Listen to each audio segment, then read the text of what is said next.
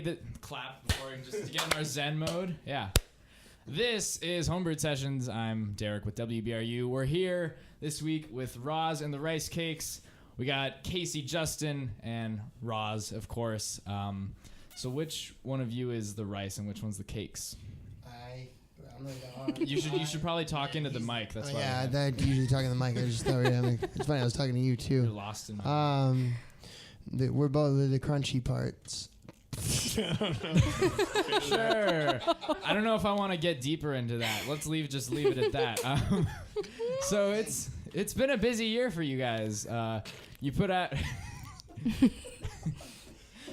It's just we're not gonna get past the crunchy parts. It's been a crunchy year indeed for Roz and the Rice Cakes. You guys put out your new album in June. It's called Need to Feed. Well, you guys just got it re-released. Is that right? You want to talk a little bit about the new album? Yeah. We recorded it at the Columbus Theater in Providence. Mm-hmm. Also a little bit around the state as well, sort of home studio status. And yeah, we put it out in April, and then it was just re-released last week by Team Love Records out of New Paltz, New York. Nice. So yeah. And I something that really fascinated me about the making of your guys' album, I saw you had a Kickstarter campaign to sort of press the CDs and get the album out there. Which is cool to see the power of the internet being harnessed for creative purposes. Yeah. That's really cool. You guys got it funded in 6 days. You put the thing up, and then 6 days later, you had met your goal, and then you were actually able to meet the stretch goal. Were you at all surprised at how much support came in as soon as you had put that up? Yeah, definitely. That was unbelievable. We were all blown away by that. That was huge support. And then reaching the stretch goal, I mean, we were nervous about, asking the amount of money that we did, which is $5,000 to, for like what we do with our lives, which is, make this album. And so that was huge to get that support. So yeah. It was really great. Yeah. What was your stretch goal? Well, we had what were you able to do that was extra because of the extra contributions you got on top of that? Well, so what we ended up doing was we actually had two stretch goals, which we ended up meeting both of them. Nice. But the first one, gosh, I'm actually almost confusing myself now. I forget exactly what the first one was, but the second one was that we'd also do a remix album, which everybody would get from the Kickstarter. So like if someone put in $1 for the Kickstarter or someone put in $1,000, they would all get that as well. So we actually just finished working on that. Were the remixes, did you get third-party people to come in and do the remixes? Did you guys have a part in that, or how did that work out? Yeah, we the three of us had a part in it, and then we also had some friends do a remix of the song with some tracks. Nice. They'll be coming up here in July. There's this awesome group called We Roll Like Madmen, and they did a crazy remix of one of our songs. We were blown away by that. Yeah, so good. Really cool. See, the danger with remixes is what if they put it out and then it's better than the original? Do you ever hear something like, oh shit, I should have thought of that when I was writing it? Well, I mean, it's completely different. Okay. It's like they took the song and just did this like really amazing thing with it. So I guess they're so different. I don't really know how you could even compare. It doesn't even really sound like the same song anymore. You know what I mean? But it might be better than the original. And then we did some other remixes as well. Just the three of us. Like you took one, we took like I don't know, each like two each, and we put out a few remixes. Nice. Yeah. And I saw, I think on iTunes, when you buy the album, do you get all of it with that, including the remixes? Cool. Yep. So you're technically getting 20 songs for like it's $10. a good deal. Yeah, it's pretty solid. Yeah. And you guys played after a couple days after the re-release. You played a show at FET with for the Church of Providence, which I've never been to one of these shows, but they sound quite insane. So yes. I want to ask you guys about how that is playing for that type of gig. If people who don't know, the Church of Providence, it's like they have like wrestling and burlesque and all kinds of wacky stuff going on. Maybe you can describe it better than I can since you were there. Yeah, well, I mean, it's a cool event because it is really eclectic. So it's sort of like a bunch of stuff all in one place, and so it kind of, certain people I think might go to see certain shows, and that's definitely like a certain genre, and that's not what you get at something like this. So some friends of ours called Moontooth from Long Island played, and they're like super progressive, really, really awesome. They opened the show, really powerful band, and then there was a bunch of hip hop, us.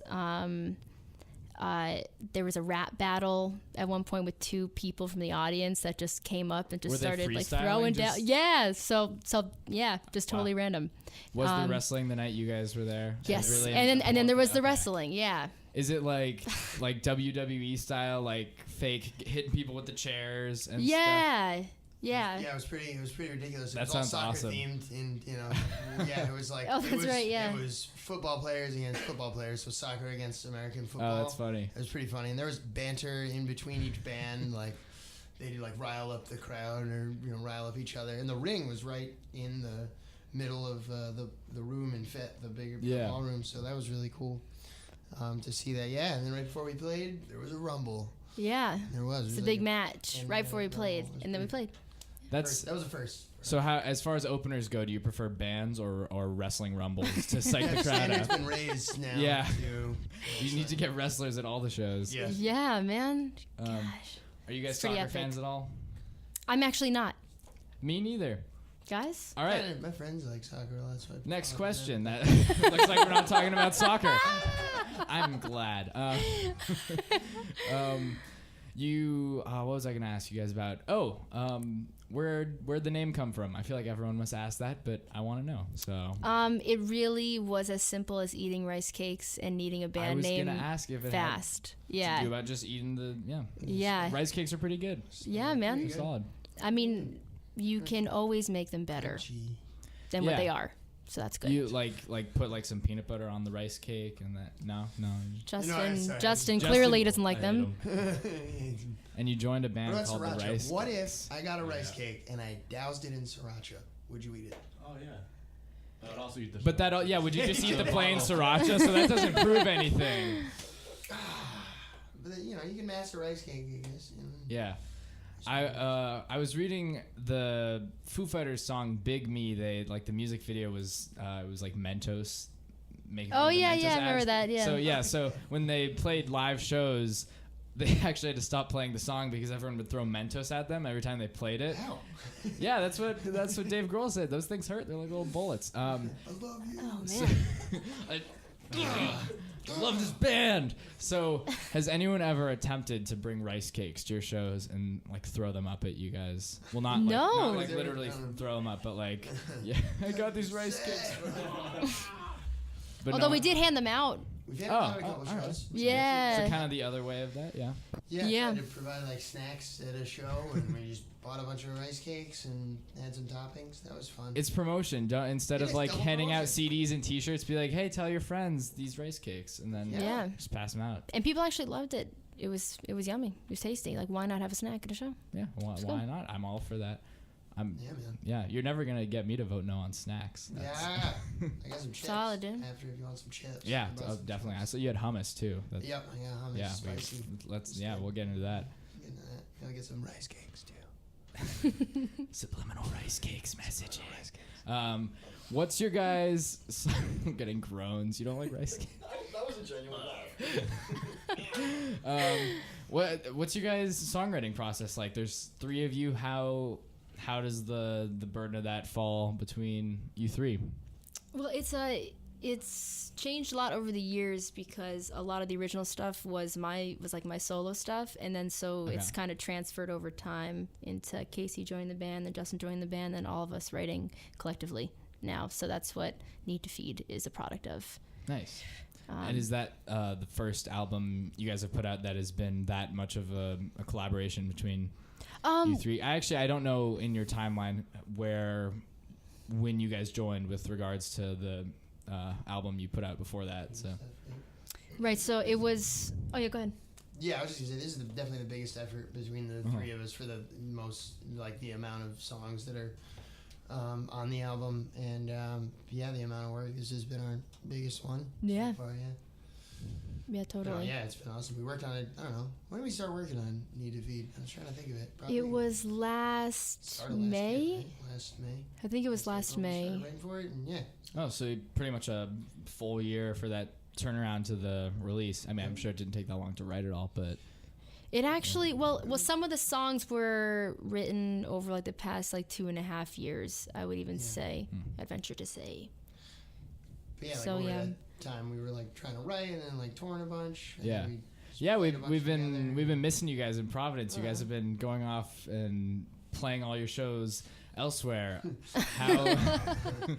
How has touring been? It's been cool. Where have you guys been around to?